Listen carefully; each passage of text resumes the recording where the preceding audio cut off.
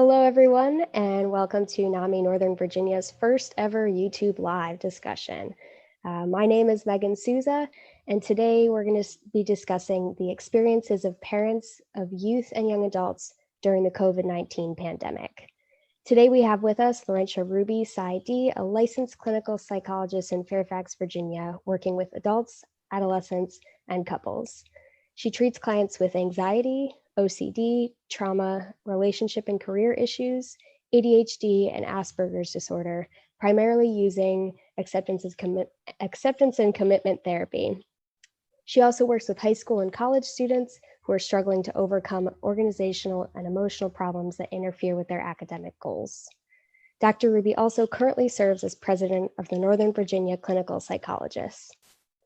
Dr. Ruby's worked with many parents recently who have expressed concern about their teens and young adults during this time.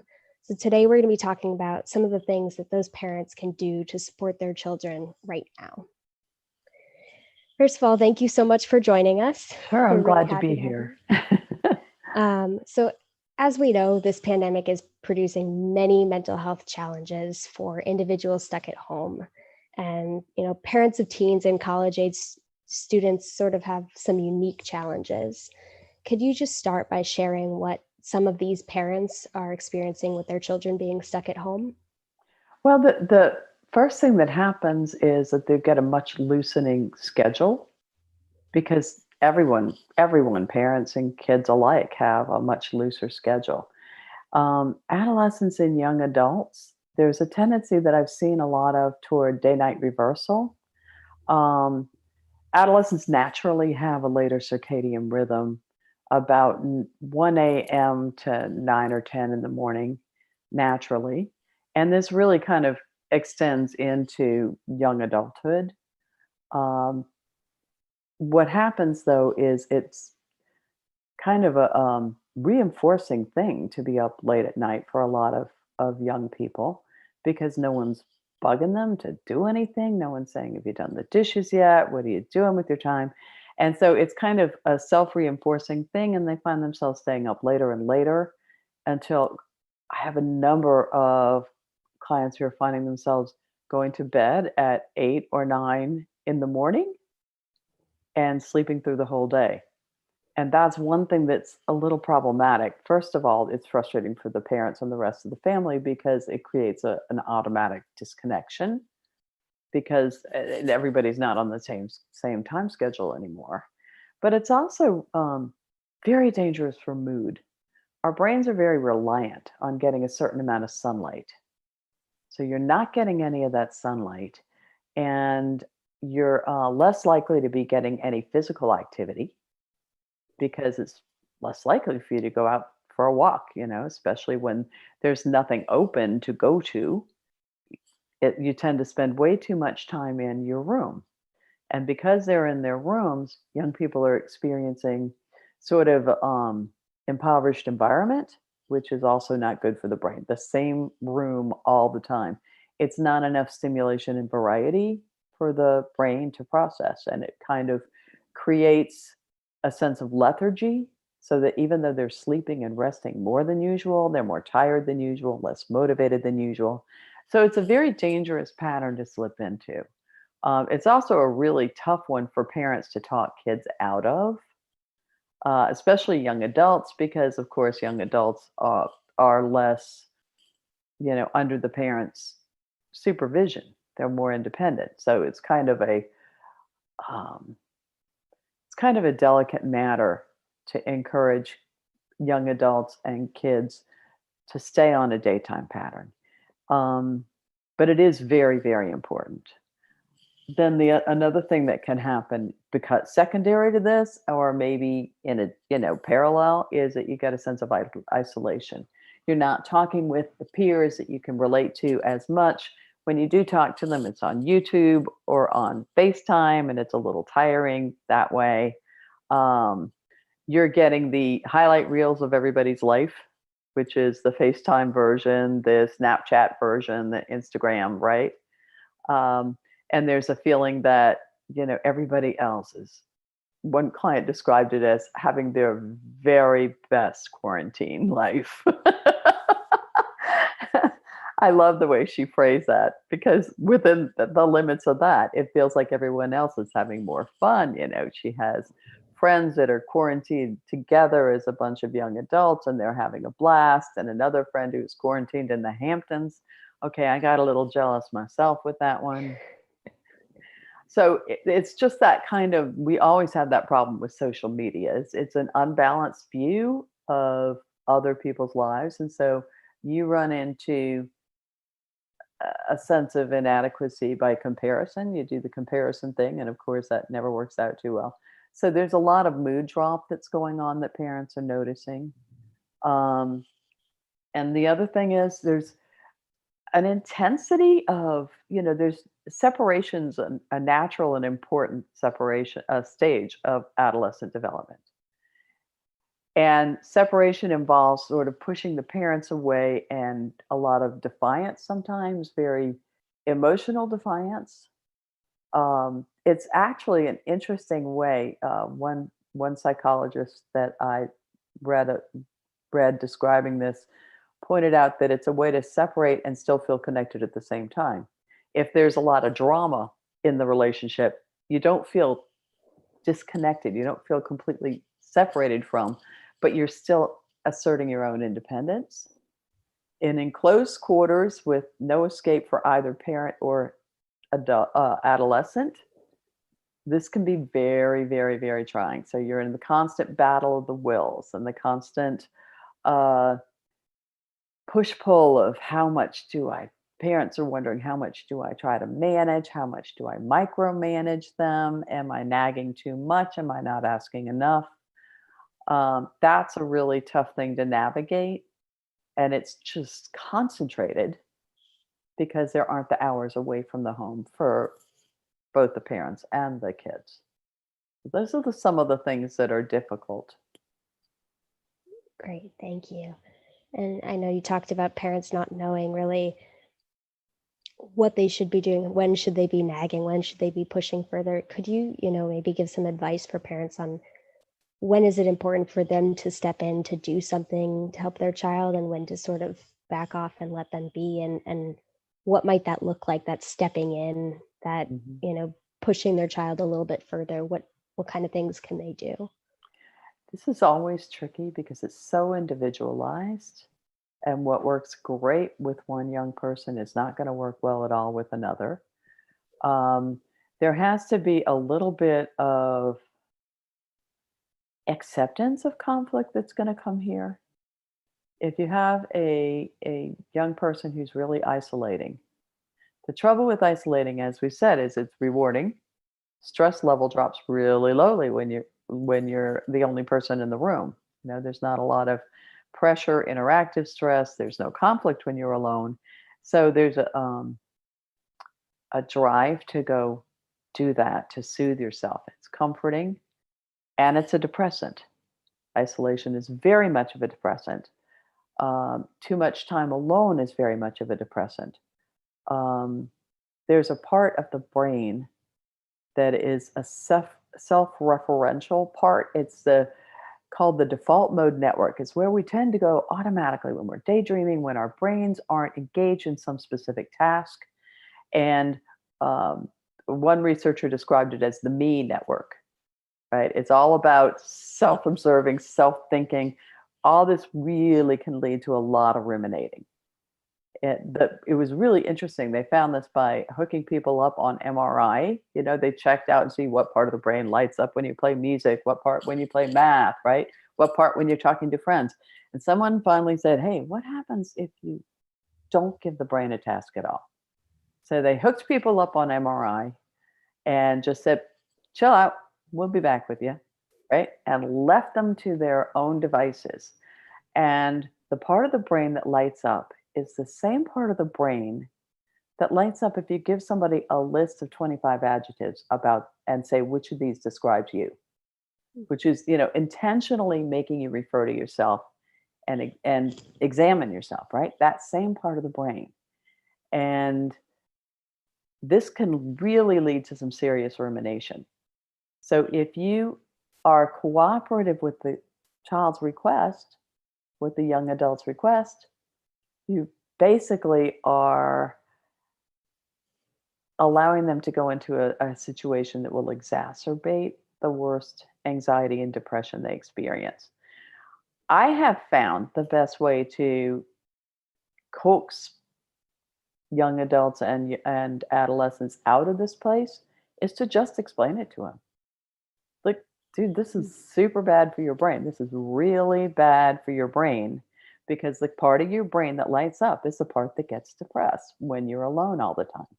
Your brain doesn't go inactive, it just goes into this really depressive, ruminative place, and it's going to be worse for you. This is where you can also say, my house, my rules. I insist that you spend some time with us. Let's talk about what you think you can tolerate in terms of hanging out with us. And that's your rent. You're going to stay here. You need to at least come on out and spend some time interacting with us. And then as much as possible, have the discussion about, when it gets to be too much, they can excuse themselves, what's a good amount of time to expect from them, but just enough, and most people will at least make an attempt to do what's in their own best interest most of the time. And of course, the caveat for that is severe depression, which hopefully that person is getting some kind of help with that depression, therapy and or medication. And, you're working with your therapist on letting the therapist guide you on that. But most people, when you present why it's a really good idea for them to come out, they will complain and they will do it. They will come out and they will act in their own best interests. I think having the parents as much as possible, and again, there's there's a category of very severe mental illness that needs to be guided in concert with the therapist. But for most people who have the normal range of challenging emotions and the normal developmental issues, right? And within normal limits of experiencing depression and anxiety, neither of those is something that's necessarily a chronic ongoing mental illness. Those are experiences that we all have that can get to the point of being problematic. And for people in those ranges, they're going to be so much better off if they have chores and responsibilities. Never met an adolescent yet who said, "Oh, yay, chores, I love them," right? But it's really important toward a feeling of being effective and feeling competent and feeling like you're contributing. So again, with the caveat that severe mental illness is always going to be a little more difficult to manage. For most people, I'm now pushing my kitty cat out of the view. For most people, it's really in their own best interest to feel like they're contributing to the family. Excellent. And what about that for that day-night reversal, the sleep schedules? Do you think some of this could help with that as well? Absolutely. I think having certain requirements around, okay, we need you to come out by lunchtime. We need you to be there at family dinner. We need you to be around to help clean up after dinner or to help cook. As far as chores, a lot of people are learning how to cook right now. I'm finding, and it's something that parents and adolescents or young adults can do together. And it's kind of a neutral space, where it's not too emotional or too intense, but it's something where a new skill is being developed and a sense of competence and effectiveness is being developed. So that kind of, integration into this is what it takes to run a household, if you are a young adult, I'm thinking college age or around that age, that 18 to 22-year-old age, many of those young people don't feel they want to be regarded and with respect, and their decisions be their own, but they're not feeling totally competent to just be fully adult yet either. So it's a longer adolescence developmentally than our grandparents had, and some time to kind of intern under your own parents isn't a bad thing. This is how we run a household. This is how we manage our bills. This is how we figure out repair stuff, and kind of let them know, work with them and bring them in on the running of a household. And that can really create a sense of self confidence when it is safe for them to go out and be on their own. So going back for a second to, talking with teens about why it's important for them to get involved in these family activities. I can imagine some teens saying, oh, well, I'm talking to my friends. I'm not isolating. I'm still talking to my friends. Mm-hmm. Where does, I guess, keeping that connection with friends, to what extent does that help? And to what extent do parents really need to be making sure that they're getting that in-person interaction with the family members while they're stuck at home? I think encouraging staying in touch with friends is very, very important. It's also tricky because a lot of I see a lot of young people out in groups, and it's important for the young people to understand that getting together with friends is going to have to be done very carefully, and because you're really safeguarding your parents' health. Honestly, most teenagers and adolescents I know, that's just developmentally a time when you're more invested in new experiences than you are in personal safety. They're more prone to risk. It's important developmentally. It's where you're getting your courage to take risks by doing that, even if it's a bit nerve wracking for those of us in my generation who are would like them to stay home and be safe. Thank you very much. So, kind of setting an understanding with them of, if you see your friends, this is what I expect. Your friends can come hang out with you on the deck. I want to see some distance between you. Um, Diving down to the basement to video games together like you usually used to do is just not going to happen right now, because you need to help us stay healthy through this. And and kids will protect their parents before they protect themselves. Not only is it actually genuinely riskier for our generation, but in addition to that, it's actually a higher motivation. Adolescents and young adults are actually very protective of their parents. And I'm not above using a little guilt if that's what it takes to keep everybody safe. If it's true, it's like true. This is a real situation that we really need to be responsible and be together on. If they're just trying to do online instead of family situation, which is fair, frequently true, there's a little avoidance in that.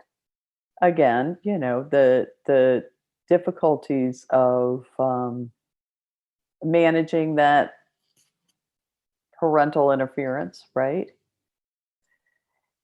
It is hard to keep the discussion going, but it's important. It's important to say, look, if you feel like I'm micromanaging you can let me know and we'll talk about it.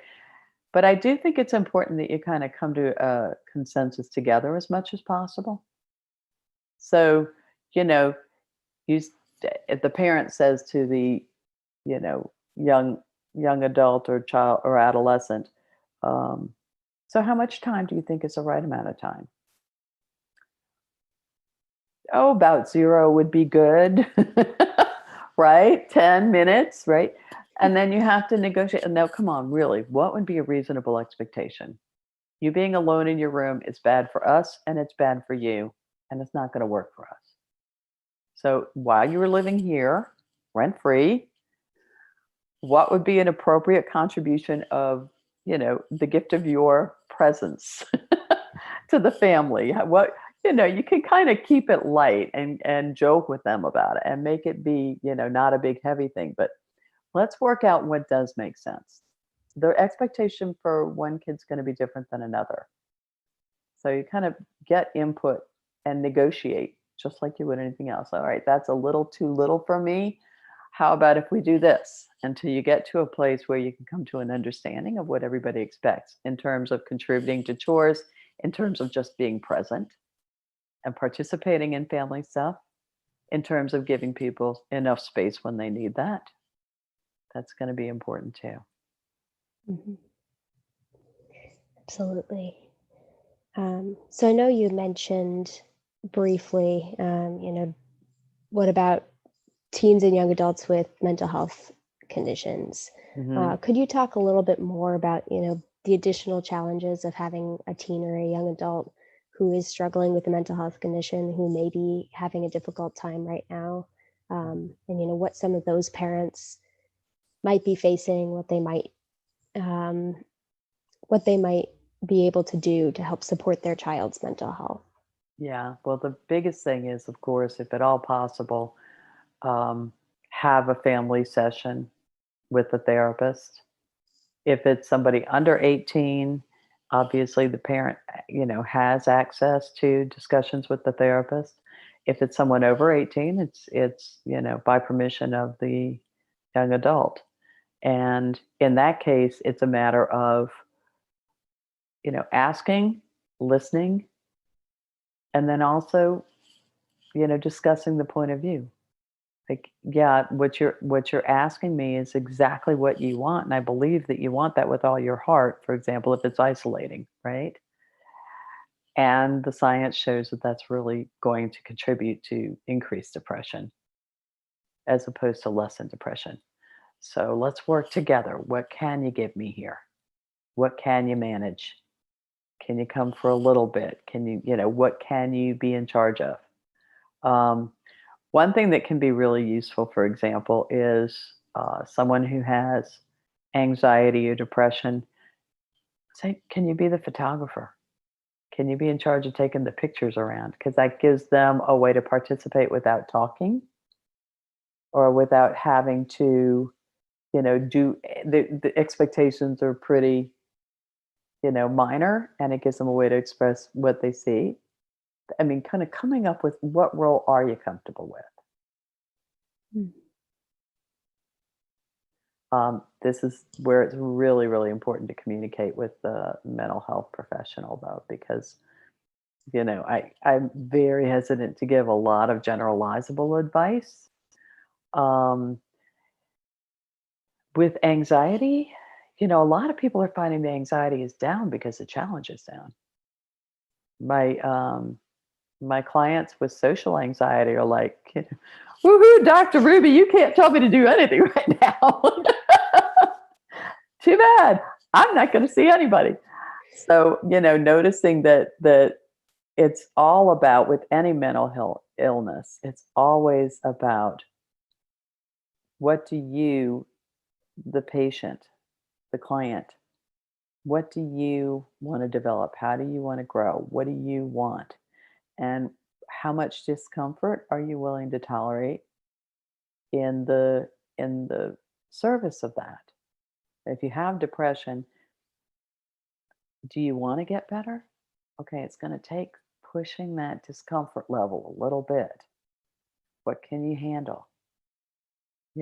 How can you stay on that, you know, window of tolerance, right? That edge of what you think you can manage for a little while before you have to go in.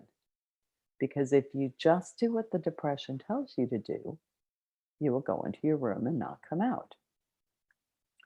I think certain things like you can't have meals in the room.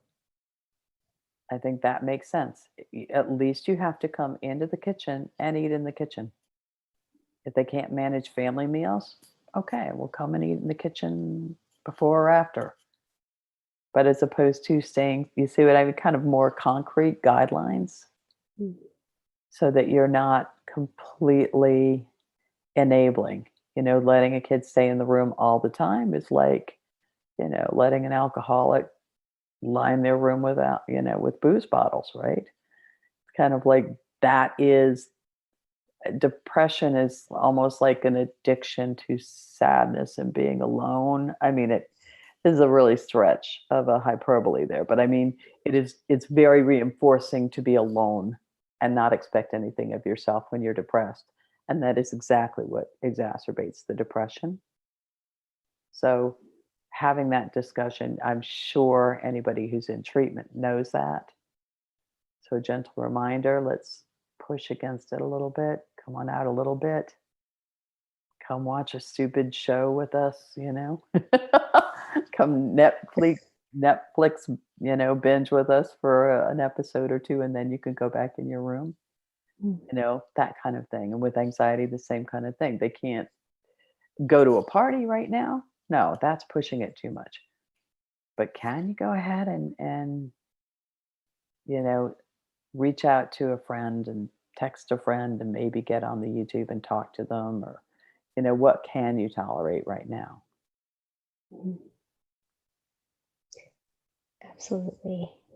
Um, and then, thinking about, we often get, a lot of parents that come to us and say, my child is struggling, but, won't seek help, won't get help. So, if for some reason that child doesn't have a therapist, Mhm.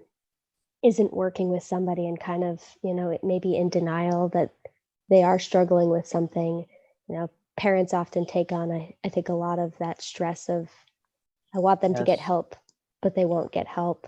I guess, what advice would you give to those parents, especially if their child is living in their house and they're seeing them struggle, Right. but their child's sort of refusing to seek that help? Yeah, that's always incredibly painful to be in that situation. One of the interesting benefits of this situation is that all of us therapists are online right now. So the effort, you don't really need to even, shower up and get in the car and drive. You don't have to go meet somebody. So it's a little bit of a lower risk threshold to start therapy right now. Most, adolescents and young adults are, what we call technology natives, right? It's second nature. So the idea of going online is a lot more intimidating for most 60 somethings than it is for the adolescent and young adult who is in your home. So you can say, let's just here, here are a couple of people, just look at their profiles and see if you're willing to just talk with them online, just to have somebody to at least interact with. Um, Again, there's no one way you can insist that they go online. You can't insist that they actually engage in the therapy.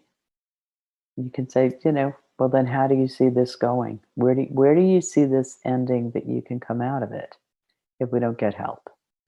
And that's always, it's a tough question. Um, but I think it's worth it to at least say, do an online session with a couple of people and see if there's anybody you know, can resonate with. And then, of course, the parents are going to do the legwork of trying to find somebody they think this person can relate to, which is a lot of the, deterrent. So that's the best you can do. That you cannot force somebody to engage in therapy, whether they're in your office or in front of a computer. Absolutely. So I know you work with teens and young adults. Mhm. Um, from your perspective, based on the teens and young adults that you've worked with, how are they coping right now with everything going on? I guess, what are some of the biggest concerns and challenges that they're facing? Well, right at first, it was a really interesting thing. A lot of mental health professionals were noticing a decrease in symptoms right at first, especially, anxiety, which is something that is, I swear, it seems to be put in the water in Northern Virginia. We tend to be very anxious about performance and keeping up and, looking good. So the overscheduled thing is getting to be a lot for a lot of young adults and a lot of adolescent kids. It was like there was no free time in their schedule. And so to have it suddenly vanish, it was like a huge weight off their shoulders right at first. And it was a heck of a relief. I can't tell you how many people said, I actually am enjoying this. I'm liking this a lot, really. Now you're finding more people getting stuck in the feeling of being stuck, the feeling trapped. Now you're seeing more of the effects of that. It's harder to feel competent for adolescents and young adults. The importance of being around peers just can't be overstated. It's such an important thing for them developmentally. It's so important for them to develop, other people, listen to other people's attitudes to kind of learn how to think in ways other than their parents thought. I mean, it's very good for them developmentally, and it's a very strong desire. Um, and that's probably, I think, the toughest thing is feeling isolated from peers or feeling the conflict around wanting to be with peers while the parents want safety as the priority. Um, so that and the feeling of stagnation, people are feeling now like I'm not growing anymore. I'm not doing anything. I can't move toward anything. So a feeling of being stuck is really emerging a lot now too. It can be very helpful just to get out and take walks. Moving physically is so important right now. There must be a million, you know, exercise videos online right now. It doesn't even have to be exercise. Getting up and moving, doing anything physical. That's why cooking is better. You actually have to move your body to cook. You have to walk around the kitchen. Anything, gardening is getting to be much more popular. And that's not usually something that appeals to young adults and adolescents. But again, in the land of stripped options, getting out and gardening might actually be very therapeutic for a lot of young adults. I have a couple of young adults who've kind of gotten into gardening, either just learning about the plants that they can have around their apartment if they're living alone and kind of enjoying taking better care of them. And so anything where you're actually moving your body, changing positions, changing the environment around you, going for walks is so important. Um, if you can get out on a bike, any being outside is going to be extremely important. This is what people are noticing. They've been inside for too long, and being outside is safer. The chances of actually getting exposed to the illness are much lower outside. As opposed to inside with surfaces and recirculated air and just the closer interaction when people talk. Outside is much safer. So that's probably one of the best remedies you can use is to get outside as much as possible to help with that. And also just setting, little goals, you know, pulling out the guitar and remembering how to play those, few songs you learned before. Um, playing with some skill, learning how to crochet. I have somebody who's learning how to crochet, people who are learning how to cook, people who are, playing with some kind of goal that you can set yourself so that you feel a sense of competence and effectiveness, even if it's just in acquiring a skill you never really had to have before. That can be really helpful to get over that feeling of stagnation. Mm. Um, Switching gears a little bit, I know we're sort of nearing the end of the academic year, but there's still a lot of uncertainty sort of about what the school year next year is going to look like. And I know a Mhm. lot of teens and college students, had a very different education Yes. experience these past couple months. Should parents be concerned about the academics that the children were, dealing with these past couple months? Is there a way that they can support their children's academic career? Especially moving into next year if things are looking different. Should they be worried about trying to help their child stay on track in school? Mhm. For right now, I would say that, really May on, we never really had a lot of new learning going on anyway. It's hard for parents who are used to, having kids challenged with school to have them sit around doing nothing. It's really hard for parents to not panic, right? Um, there's no reason to push kids academically right now. I can just think of absolutely no good it does. The kids who are very motivated are enjoying a relief from constant push. And the kids who are not motivated, you're whistling in the wind. They are not, you can lead them to water, but they aren't going to drink, right? They're just not going to really participate fully. So for this year, I think it makes sense to just kind of let it go. Loosen up on the standards, loosen up on the expectations, let them guide themselves. If there is still homework, and one thing I think with fall, I think one thing we've kind of learned toward the end of this semester, and like I said, I think this semester is really virtually over. If you really want to insist that they do that little bit of homework that's left, ask them what schedule makes sense for them. Again, get their input. Right now, anybody who is high school age on up is starting that separating stage. And, it's one thing to send them to school and let somebody else push them, but when it comes from you, there's just too many roles there. You can't be the parent and the teacher, and it's going to run into more conflict than good. So when next fall comes, and it does look entirely likely that we'll be online again, if that happens, then I think the schools are going to be better at figuring out how to help parents set expectations. They are learning on the fly right now, and they're trying to figure out how to, move schooling online in a world where not everybody has online access or a place to work. You know, there are kids who are actually homeless and they don't have a place to do homework and watch a lecture in front of a video screen. So this year there were so many limiting factors and such a short, startup time. I think a lot of those challenges will have been worked out. We have a really good uh, school system in Northern Virginia. All the school systems here are really good. They're research based. They are they're going to have a high level of excellence in mind.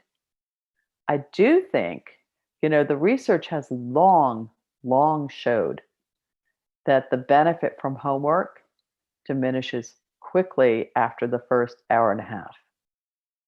And this is something that I know that Fairfax schools, is the ones that I know because my son graduated from Fairfax schools, are trying to be respectful of that, but it's very, very hard. They have high academic standards, and all the teachers tend to assess how long things should take based on how long it takes them with their attention span to do the work. And most of them underestimate the time involved, I think, a lot of the time. Um, having less, I wonder if I'm going to get angry calls from teachers, but there is a tendency for each teacher to do what they think is the appropriate amount of work, and it piles up. It can be a lot of homework. And so I think in the fall, if we are seeing less homework, that's not going to be a detriment. That's not going to really hurt the kids academically. I think the important thing is that, we figure out how to deliver good content online and let the schools guide us on how much homework there is and not get too caught up in, excellence for the sake of excellence all the time. Is like, like high grades for the sake of high grades isn't really going to help anyone. Kind of really appreciating what's the learning experience for each kid, what's their own motivation, what are their own goals, and negotiating with them, talking to them about what they want, giving them the chance to input on what they think is reasonable. And like any good negotiation, they'll lowball it. You'll come and meet somewhere in the middle.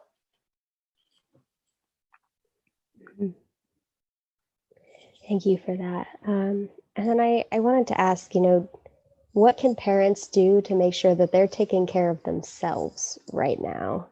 Yeah, there's a lot of resources available to talk about self-care online and so on. But the most important thing, I think, for parents to talk uh, about taking care of themselves is to realize that, there's a tendency for parents to get caught up in what's best for the kids. And we need to look at what's best for all the family members.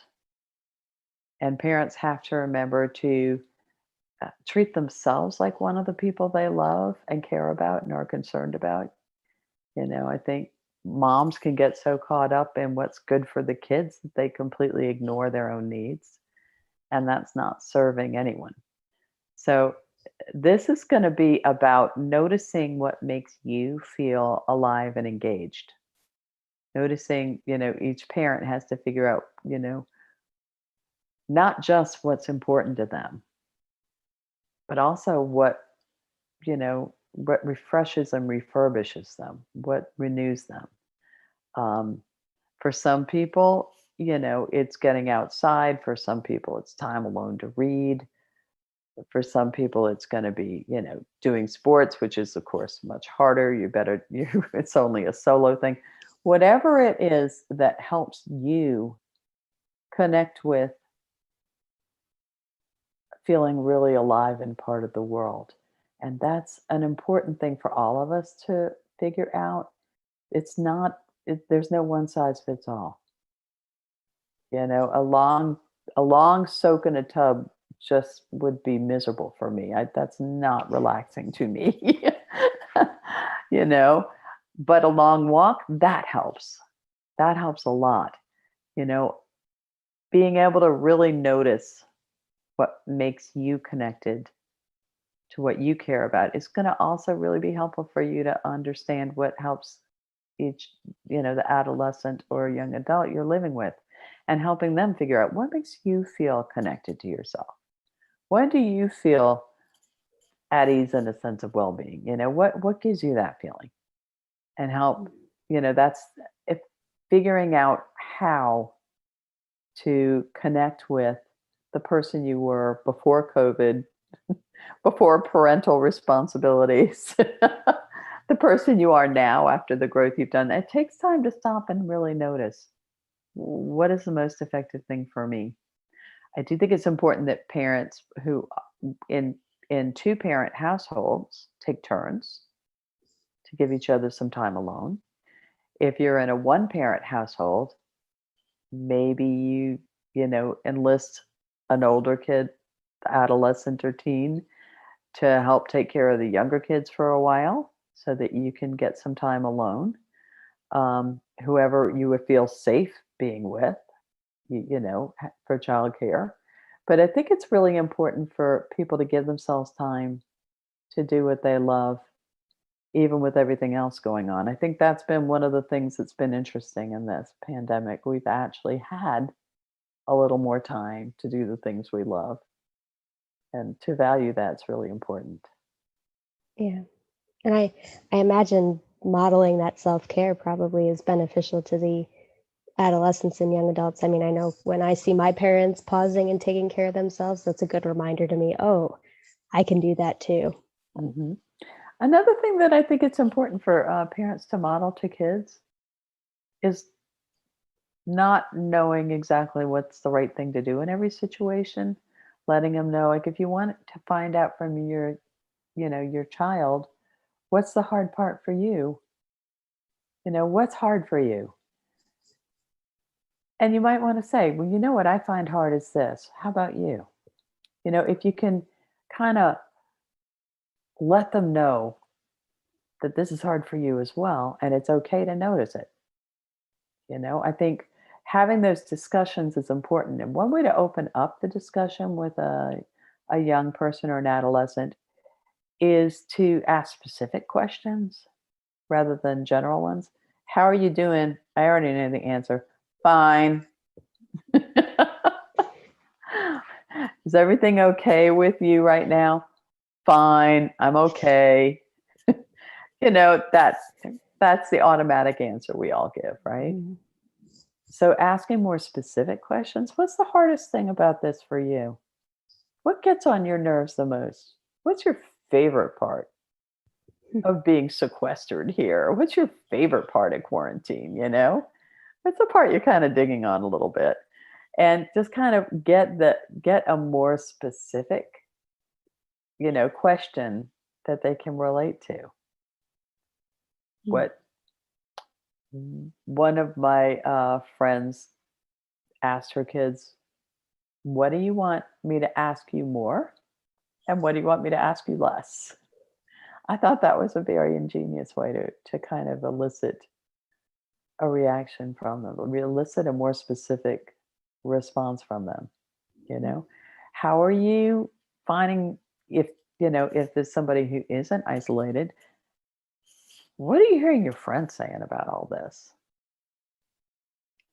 So I think that's all part of I kind of got on a tangent here. But that's all part of how to keep the discussion really going and not keep it dissolving into generalizations. Awesome. Well, I'm going to transition over.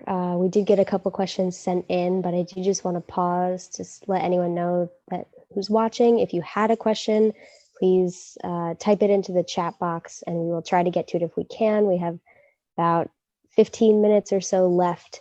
So we'll see what we can get to, but feel free to comment in that chat box with any questions that you have. But one of the questions that we got sent in, and I think you talked a little bit about this, the of adolescents feeling like they need to feel like they've accomplished something, feeling competent. But one of the parents asked, what are some things that their child can do this summer to continue to feel accomplished, now that exams are over and if finding a job might be difficult and maybe she can't Yeah. really see her friends as often as she'd like. hmm So what we want to do is have that discussion again, of course, right? And it goes back to what makes you feel engaged. What do you enjoy doing? Is there something you want to give a try to? I do think having people set goals and in ACT therapy, acceptance and commitment therapy, there's a phrase that we use a lot. It's called hold it lightly. You want to hold these goals lightly, right? Because we have no idea how far we're going to get before different pressures come up and things change, right? Or how far we're able to get by ourselves or in our home. But set some kind of a goal with yourself, hold it lightly. And I think with kids, I think it's like, where do you want to develop? Where do you want to grow? What kind part of you would you like to be better at? Someone who's a whole lot of young adults will often say, I want to get better at social skills. Okay, well, let's look at some resources. Sometimes it's helpful with social skills to actually, read a book about them or see, there's so many videos online right now as well. Where do you want to grow? Do you want to, are they interested in getting healthier? Are they interested in learning more about music? Do they want to learn how to make their own YouTube videos? You know, that kind of, but kind of, what do you want to explore? And then what goal do you want to set? There's a wonderful app that I just love. It's called Habitica, and it's for developing, your own personal habits that have been hard for you to develop. And it's kind of on a video game platform. Okay, so you have different chores, and you like if you want to spend some time cleaning your room, right? And when you set goals like this, I really encourage a specific time limit. You can exceed it if you're really on a roll, but you hold yourself to it for 15 minutes. Anybody can face 15 minutes of room cleaning, right? And then get specific. I want to clean out my closet, 15 minutes. So every day that you do that, you get certain points or lives or whatever, extra health whatever it is, you kind of choose your own character to be as you're going through this, and it's kind of a game to get the points. Um, to spending some time reading, books, because this is important. We don't read anymore as much, and it is a skill. It was a hard won skill, and just like playing the guitar or anything else, if you never use it, you actually get worse at it.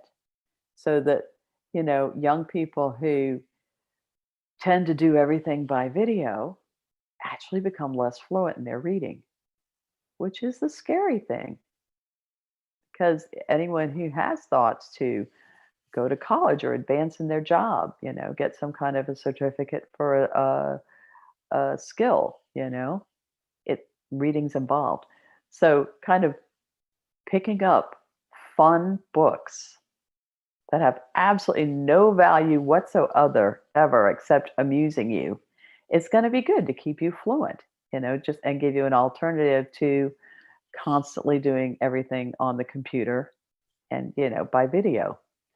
Um, Math is always hard. A lot of math gets lost over the summer. It's tricky to get kids to voluntarily do them, especially if they hate them. So it might be helpful there to kind of set a trade-off goal. Probably, I'm guessing there's going to be a packet in the mail to each of the parents, right? To this is what your kid can be working on. This is the math packet for the summer, right? But again, setting it to where, okay, if you get this much done, you get to do something fun, you know, pick out a movie or what, I don't know. I'm sure they could think of more creative ones than that, but something where you can find some kind of fun reward around it. But kind of noticing the basic skills that really are really just basic math and basic reading are the ones that you want to keep moving for high school students. For college students, you can encourage them to grow, but it's up to them, right? Encourage them to read, find a book, and just read for the fun of reading and remember what that's like, you know? Um, so it kind of depends on what the interests are. The most important thing is kind of taking the kid's temperature. Where do you want to grow? Let me help you. How can I help you out with it? Do you want me to help you structure this a little bit? Do you want me to help you, like, work on your resume, or apply to jobs, assuming we can ever get hired again? Do you want help with it? A lot of the young adults that I have been working on what they call adulting, which is noticing what they need to face and actually learn how to do. And it can be things like, what on my car needs to, how often do inspections need to come? When do I start need to paying attention to that? What kind of car maintenance do I need to do? Right? Or, just learning how to do new processes. One of my clients learned how to sell a car. It was the first time she'd ever tried. She had no idea what was involved. What's the paperwork involved? What are the ways that are out there to advertise a car? How do you figure out what a decent price would be? That was a cool accomplishment for her to learn how to do that by herself. That gave a feeling of real growth and competence. And then the other question that I had was from a mom whose son is living with a couple different mental health conditions and actually living on his own. She said he's been struggling, during this pandemic with feeling lonely, using alcohol and drugs, and often, showing up and sort of asking her for money, and she's feeling very worn down, but she says she doesn't have permission to talk to his therapist and really just doesn't know what she can do. Do you have Mhm. any suggestions? I know it's, a little different, somebody who's not, their child isn't living with them, but I think that's something else to think about for any parents who have a child struggling who's not with them at this time. That is a really, really tough situation. Did they say how old this child was, this adult was, young adult was? They did not, I don't believe. Okay, because that would be one thing that would make a difference. If it's a 30-year-old, it's very different than if it's a 21-year-old. Um, Showing up and asking for money and then not also allowing them to have any input into the therapy kind of doesn't make sense to me because, as hard, again, it's always hard when you're dealing with this kind of very severe mental problem because there's no, without knowing the young person, I don't know. Is this person, taking the money as, are the parents enabling them with this or are they keeping them alive, helping them stay alive through this tough period? It's hard to know. So I would say that it would be important if that young person has a therapist that they ask, listen, if I'm going to help you financially, I want to at least come into session. I can completely understand why a young adult wouldn't want the therapist consulting with the parents, in the context of, him not even being there.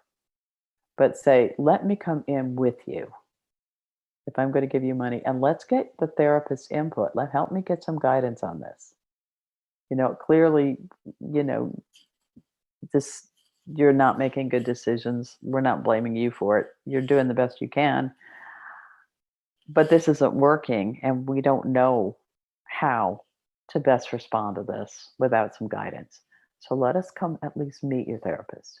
If nothing else, you'll give your therapist a better idea of what you've been dealing with all these years by getting to know us, right?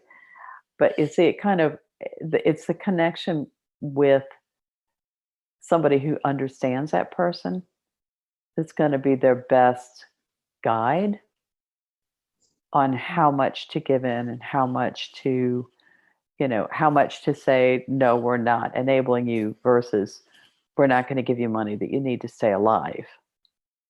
So I think that's where say, okay, no, we can't consult with the therapist without you. Understood. Let me come in with you. Let's meet the three of us. And I can hear kind of what the guidance might be, what it would make sense for me to do to what would be in your best interest. Thank you. Well, it looks like we are almost at 8 o'clock. I do not see any questions in the live chat right now. So if you do have one, better comment quickly. But before I wrap up, I do just want to give a brief reminder of some of the resources that NAMI Northern Virginia offers for parents. So first of all, we do have virtual family support groups that are going on currently. You can check out our website. It's nami-northernvirginia.org. And we have a list of all of the groups that are running there and how to join. We're using Zoom for those meetings, and you can have all the information is on our website for those. We do have one group that is specifically focused on parents of children under 18, and one group specifically focused on parents of young adults, in addition to the general family support groups that anyone who is a family member, friend, or partner is willing to attend. In addition, we are also sharing weekly resources on our social media, both Facebook and Instagram, specifically for youth and families. It's our family-focused Fridays, and we'll be sending out a monthly newsletter as well to our email list, and that will include online programming available for both teens and parents, as well as any upcoming events like this one, specifically for youth and parents. And if you want to be on that email list, you can email me. My email is msouza@nami-nova.org. Feel free to send me a message and I can get you the access to those resources. But keep an eye out on our website, on our social media for more information on upcoming events and programs that you can get involved in. So it looks like we're ready to wrap up, almost 8 o'clock on the dot. Okay. Thank you so much for joining us, Dr. Ruby. We Very great to have you today. Thank you so much for inviting me. I enjoyed it. Absolutely. Thank you to everyone who watched us live. And if you do have any more topics that you'd like us to cover on live discussions, please email your suggestions to me. My email is now in the comments, so you can check it out right there. Feel free to send me an email if you have things that you would like to see up next. So we hope that you're all staying safe and healthy, and have a good night. Take care. All right. All right, we're done. Yep, it should be.